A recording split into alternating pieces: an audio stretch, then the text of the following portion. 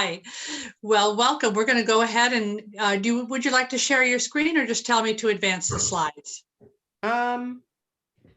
It doesn't matter. All right. Since you've already got it up, that's fine. Yeah. Let me just get rid of this, my phone. Okay, put that away. All right. Terrific. Well, we're going to jump right in. And Louise, we are so grateful that you have dropped things for us to come right to us and talk about this idea that you had shared with me a little while ago, that I was so intrigued by and felt it's best to have you explain it rather than me. And I appreciate you doing this for us. And so really quickly, I'd like to introduce Louise Stoney from Opportunities Exchange, frankly, one of the smartest thinkers we have in the early childhood field, in our opinion here at Early Learning New Hampshire, but not just smart, but practicable. You know, these are really doable things that she always comes up with. So we're excited to have you. What we're going to do, Louise, is folks are muted. We'll monitor the chat if there's anything relevant, and time permitting at the end, we'll do some Q&A. Great. Excellent. Great. Go ahead. Thanks. Sure. So basically, I've thought a lot about the fact that states are getting very large amounts of money right now for early care and education, and that they're being encouraged to spend that money to send it out to early childhood programs. And it's clearly early childhood programs need money. But what we've learned from the past is that oftentimes crises cause programs to plug budget holes rather than actually addressing systemic problems. So I'm hoping that states will consider earmarking some of this money to really address a systemic problem that's been around for for as long as I've been in this field, and that is compensation and benefits. So why don't you go to the next slide, Jackie? And so what I'm proposing is a package of basically 3 things that I believe could actually deliver affordable health insurance for early care and education teachers or staff or anyone who works in an early childhood program. So the first piece would be a healthcare navigator to navigate the healthcare exchange. What we know is that since Obamacare came into being, that less and less is it possible to really do group purchase of health insurance. More and more, it's just everybody is moving toward the healthcare exchanges for folks. And as a way to actually get more affordable care. And now that we have a new administration, the Affordable Care Act exchanges are the rates are going to go down. It's a much more stable system than it was under the previous administration. So it's very doable as an option for health insurance. The challenge is it is complicated to navigate the exchange. When you go, I have personally done this myself. I've had to buy care for myself and my family on the open market for most of my career. So I'm sadly very knowledgeable about health insurance for independent individuals. And I'm telling you, even if you're not low wage, it's really expensive and hard to find health insurance. So anyway, what happens when you go on the exchange is that you get like a lot of plans, and it's really hard to figure out what's good, what's not good. So having a navigator to help you really work it through is extremely helpful. And even better, having a navigator who understands the early care and education sector, who understands how to help directors figure out what's the best way to do this for my whole staff, how to help family childcare providers to understand what do I need to file in terms of taxes so that I get the ACA credit. So all those kinds of things. So someone who understands our field and can also help navigate. So it is a healthcare navigator, but it's a unique one. So that would be number 1. And you should be able to get a healthcare navigator. Actually, there should be other funds outside of early care and education to support that. But if not, I don't see any reason why it wouldn't, spending some of the new COVID money would, in my opinion, be a very smart investment. Second thing, so what happens when you go on the ACA is that you can find, for a low wage worker, you can find a plan, a major medical plan that could be even free or very low cost, but they all have very high deductibles. And so that can be a problem. I mean, quite frankly, childcare programs don't have childcare staff doesn't have money to pay, and I'm talking like $6,000 deductibles. So what you can do to fill some of that gap is Docs by Phone. So there's a really excellent Docs by Phone plan available right now on the ECE Shared Resources website, sponsored by CELA.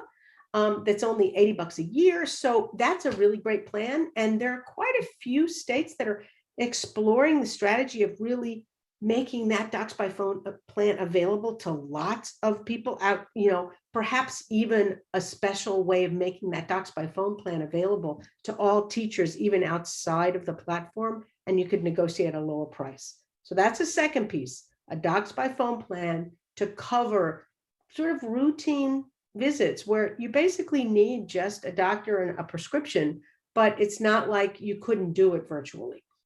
That will save a lot of money in deductibles. And then the third piece that I'm really intrigued by, and no one has done this yet, this is one of my wacky ideas, but I've asked a lot of people whether or not this would be allowable, and everyone said, yeah, I think it's totally an allowable use of the new federal COVID funds. And that is to fund health savings accounts for staff. So here's basically the way a health savings account works. You can buy a high deductible plan that is linked to a health savings account. So you can buy a regular high deductible plan that doesn't have a health savings account, but also on the exchanges are plans that are linked to a health savings account. The way that works is you have a high deductible insurance plan, and then you have a health savings account, which is basically a bank account, like a savings account, but it has a debit card and it's earmarked only for healthcare expenses. That way, when you go to the doctor and there's a co-insurance or co-payment, you give them your debit card, and it covers the cost. You can also use health savings accounts for things that might not be covered by your insurance, but are federally allowed medical expenses to be deducted, like dental care, counseling, chiropractic, other therapies, things like that, prescriptions.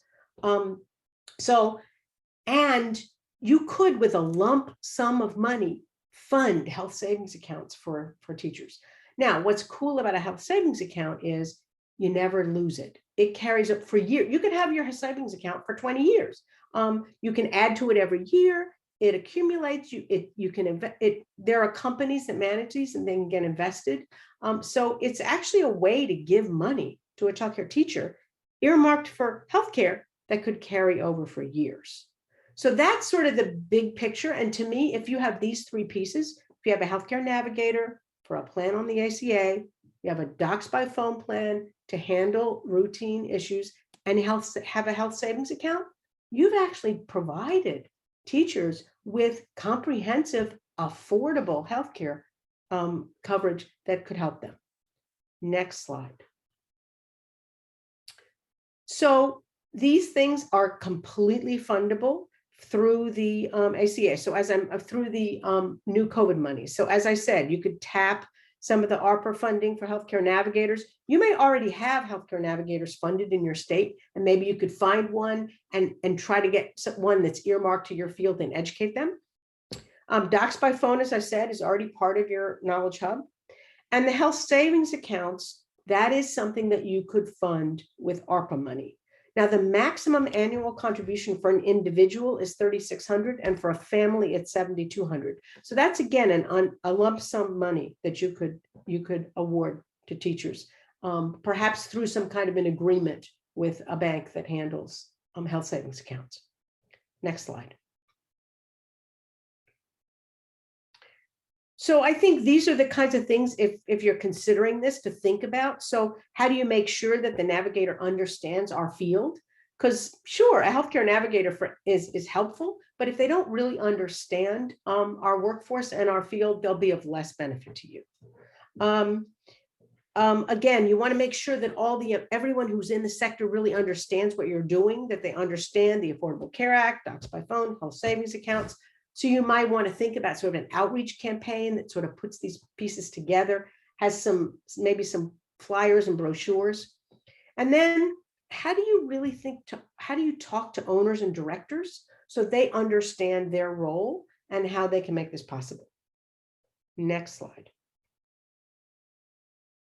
And so I just want to quick, before I end and we have questions, talk about a state that's put its toe in this water. So last year, this was before COVID, before the ARPA, Washington State actually had a bilingual healthcare navigator who was specifically targeted to the childcare sector.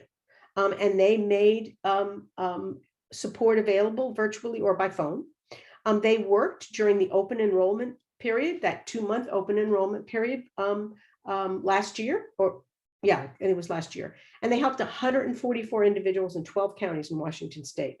86% of them enrolled in health coverage. And now here's an important one, and this is why an industry-specific navigator can help. 74% of those were actually eligible for Washington Apple Health, which is extended Medicaid. So again, if you have an industry-specific navigator, they can say, let me take you to the exchange, if that makes sense for you. Your family might be eligible for state subsidized Medicaid. Let's help you explore that option. And they had a partner in a neighborhood health service. They actually provided the healthcare navigator, but that neighborhood health service learned about the early care and education sector because they partnered with Child Care Aware of Washington. So this gives you an example of how one state did it. Do I have one more slide where I show you? Could you, next slide? No, I don't. Okay. I just want to let you know that if you want more information from Washington, I have some handouts. I can, share with you some details on that. But that's basically, what I know. And at this point, I'm happy to answer questions. All right, so if folks don't mind, we have some in the chat, Louise, that we'll share with you. And then if folks want to raise their hand and ask a question directly. One of the questions was, some programs, of course, already do have a health insurance plan. Correct. And so, as you were saying, really individualize and look at who qualifies for what, but what would be your suggestion to those? Right. This is a great example of why it would be really helpful to have an industry-specific healthcare navigator. Yeah. So I think the director or the owner or the director of those programs will need to sit down and do an evaluation. Like, what is it that my employees need? Would it make sense for me to think about a health savings account option for my employees, especially if the state is going to subsidize health savings accounts? Or maybe if I'm getting a lump sum of money from COVID, I want to spend some of that money basically making sure that populating health savings accounts for my staff, right? And let me tell you something. Instead of giving your staff a bonus bonus might totally screw up their taxes. They're going to have to pay taxes on that bonus in 1 year, right? It's going to boost their taxable income for that year. It could make them ineligible for the earned income tax credit. It could make them ineligible for healthcare savings, right? So a bonus may not be helpful to them. If you put the money into a health savings account, it's tax-free. Okay. And it carries over, they can keep it for a period. So it might be smarter for you if you want to help your staff to give them a wage, a smaller wage increase, and then populate a health savings account. So some support to help directors think about that. One option. Second option, there are absolutely directors that made a choice and owners to shift all of their staff, including leadership staff, onto the ACA. Phil Acord, one of our leaders in shared services, he did this about 5 years ago, I think. He basically analyzed what his health insurance costs was. He analyzed what was available on the ACA. He found a navigator and he said, you know what? Everyone is going to do better if I shift to the ACA. And so that's what he did. And he got a navigator who specifically worked with each one of his staff individually to help them make these decisions. He took his money and he made decisions about wage increases, about populating health savings accounts. So he reconfigured how he thought about healthcare expenses in the context of his business, so that he could benefit from that from the health savings accounts. And by the way, Katie Harbison, who took over as the executive director, she was actually there when that happened and can talk very specifically about her experience with that as an employee and a leader in that program. That's fantastic. We actually have Kitty on the call here who mentioned she did basically that. They canceled their $600 a month for a single employee plan with a 7,000 deductible and are getting as low as 60 to 100 per month on the exchange. Correct. There's also a great question from Deborah Nelson about suggestions of how to sustain this. If a state was able to afford it and target its, its one-time stabilization stimulus money, what would be a suggestion to sustain that and funding the health savings? Right. So, well, here's the beauty of a health savings account. It doesn't go away. So you populate a health savings account, you put the money in the bank, and you only tap it when you need it for healthcare expenses. I personally have $4,000 in a health savings account that I've had for 10 years. And I add to it every year, but so the bottom line is employees themselves can add to their health savings accounts and they get a tax deduction. You can add. So yes, it is one-time money, but it's a way to make one-time money stretch over years. So I think and also I think that if we start this program and we start showing the benefits, it may be a way for you to go back to your state in a future year and say, let's make small investments in this over time. But the beauty of a health savings account, like anything, is you can put $10 a month into it, over time, and it will build up. The beauty is that when you are young and healthy, I've had a health savings account for more than 20 years. There were many years when I didn't use it at all. I mean, and there are other years that I've used it a lot. So, and again, it just builds up. And the other thing to remember is that if you find your staff a good major medical plan on the healthcare exchanges, their preventive care is going to be free. So good major medical plans, your annual physicals are free. Your mammograms are free. Your gyno visits are free. Your child health well visits are free. So those are covered already. So this health savings accounts would be if you have to go to the doctor for sickness. Now, if you got docs by phone and you're not going to the doctor for sore throats or earaches or whatever, right? Because you're calling docs by phone, you're actually really limiting the amount of times that staff are going to be hitting this health savings account, increasing the likelihood that it will last for multiple years. Fascinating. There's a question here. What kind of TA and support was provided in Washington to help directors or owners set these up? And could it be done at a state level instead of business by business? That's a really good question that I can't answer. But I can put you in touch with the person in Washington State who worked on it. Great. And they could probably tell you more specifically the kind of TA, because I honestly don't know. I think this totally could be set up on a statewide basis. I think the real issue is you want to make sure that directors get the individualized. This is a very individualized thing. And each staff person is going to need a navigator. It's not something that you can just coach a director and then the director can do it. It's really like having an HR person that you call. And so you want to make sure that you have enough navigators that all staff people feel like there's somebody they can call up and that person will get back to them in a reasonable amount of time. So could it be scaled statewide? Absolutely. I suspect you'd need more than one person. But it's a window. You remember, there's only a short period of time in which you can enroll in these programs. I shouldn't say that. There's a short period of time that you can enroll in these programs every year. Right. If your circumstances change, you get a new job, your marital status changes, you have a baby, then you are allowed, under those circumstances to enroll. But that's a very small number. That's a drip, right? But there's going to be a big sort of enrollment period when there's going to be a big demand. So you'll probably need multiple healthcare navigators during that big enrollment period. Terrific. Kristen Byron, go ahead and you should be able to unmute now. That'd be wonderful. In the meantime, I've got a quick question here, was going back and forth about, if you have over 50 employees or 100, you cannot switch to ACA? Correct. That's true. Correct. All right. So, and which number is it? 50 or 100 or is it? I don't, I don't trust me.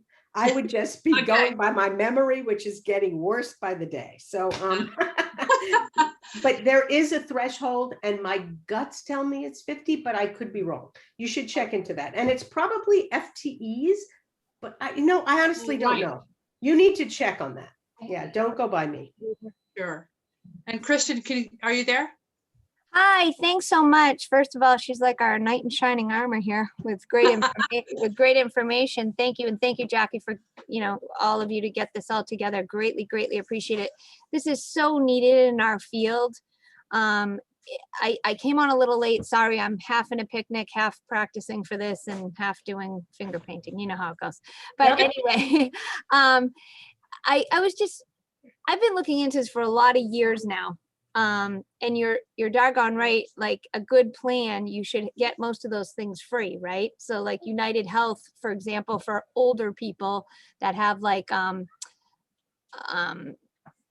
on Medicare or something, most of those plans around here in New Hampshire seem to be great.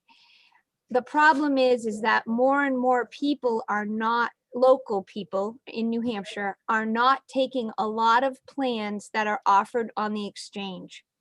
Is there any way that we could group together, and this is, I don't know if it's possible or not, because we're all privately owned. Is there any way we could group together to form some type of pool to come up with, a larger sum of people to make your rates lower, right? I know this has been done in different industries. The answer is no. The answer is no. And it's why most people are moving away from even group plans under associations. You are not allowed by law. Insurance companies are not allowed by law in almost every state to sell what's called multi-employer plans. So the only way that you can purchase group insurance is through a strategy called a PEO, a private employer organization. And that's essentially a co-insurance strategy. The way it works is that you join a PEO. The PEO is your employer of record for purposes of human resources. So they cut your payroll check and they handle all your benefits. And then you have an employer of record for purposes of supervision, hiring, firing, and that would be you as the childcare center. A PEO is the only way that you can actually have a group plan. They're definitely, it's worth exploring. Our experience is that the prices for plans under PEOs are not any, they're just still too high. So I greatly appreciate that answer, because that's what we were finding too when a few people that I know were putting that together. But again, the problem is that a lot of the insurance plans that are on the exchange, your local doctors are not accepting anymore. So what do you do in a situation? Okay, so that's been my experience as well. Here's what I've done. And I don't live in New Hampshire, and I live in Florida, so it might be different. But we don't have a state exchange. I have to go to the national exchange because our state is not.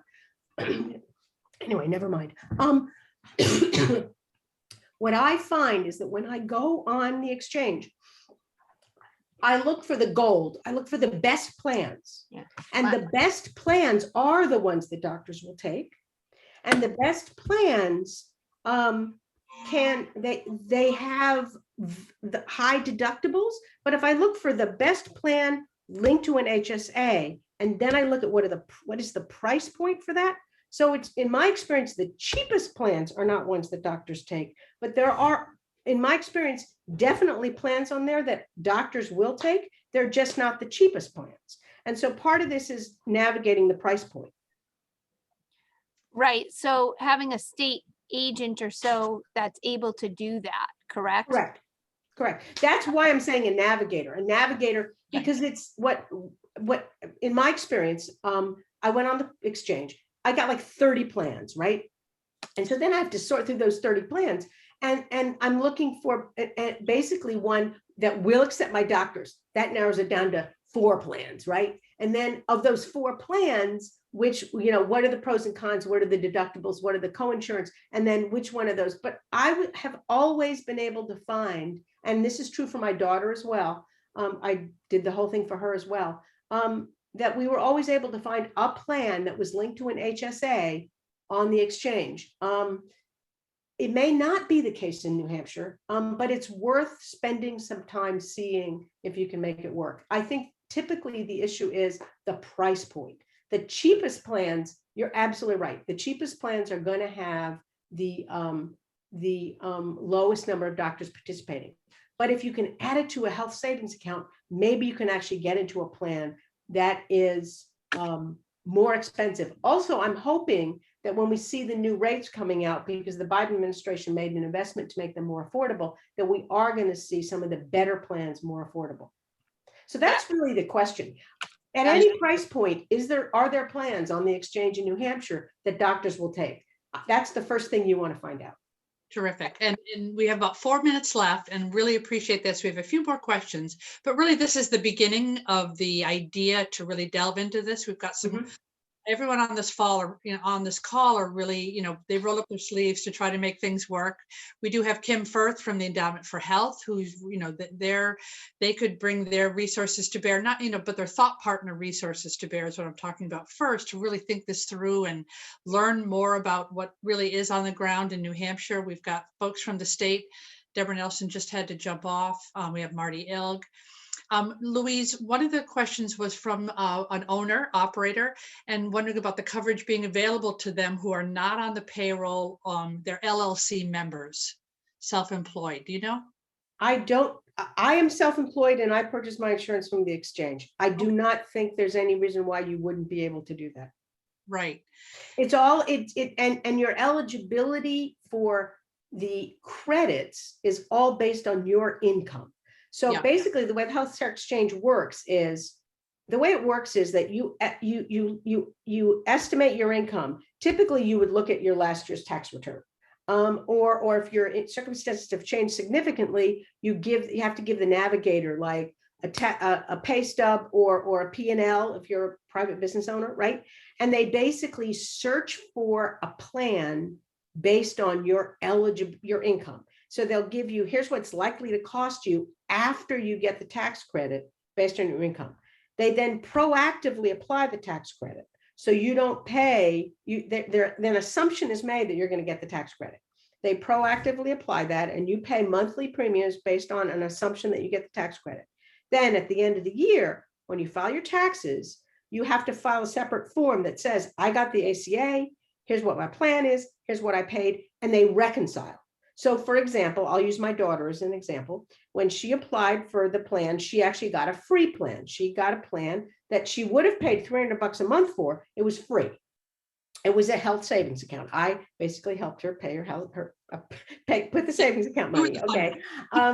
Then at the end of the year, when they reconciled her income, she ended up having to pay, but they spread the payments over this year. So now she pays $33 a month. Still very affordable. Yeah. Excellent. And then it was pointed out that like urgent care here, might be offering some employer packages. We're going to look into that too. Obviously, docs by phone. You'd rather do perhaps that be first, and urgent care. Yeah, I can do a huge commercial for docs by phone. By the way, guys, it's great. The best. I've had it for about 4 years now. My daughter has it. We use it all the time. And I mean, to me, it's just totally worth the convenience. I mean, heck, I don't want to walk into a doctor's office if I don't have to. And 9 times out of 10, I don't have to. I can call docs by phone. They diagnose me. They call a prescription into my pharmacy. It's great. Terrific. And the last question for today, and then again, this is just the beginning of the conversation, just to inspire us all. Celissa asked if you know of any shared services hubs. These are folks, explaining for others, a hub means that you're independent, but you're sharing staffing. Do they handle it as leased employees to do health insurance together?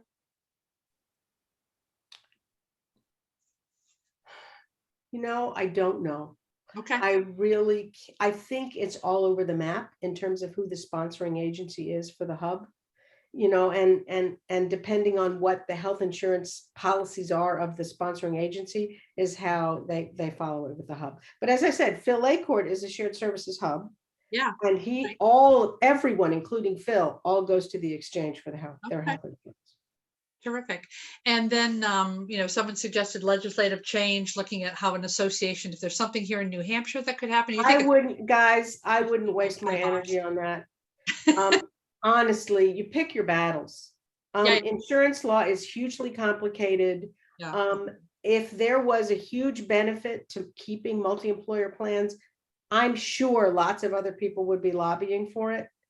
My sense is that that's just not a battle I would pick. There's so many other really important battles we need to work on. I wouldn't go there.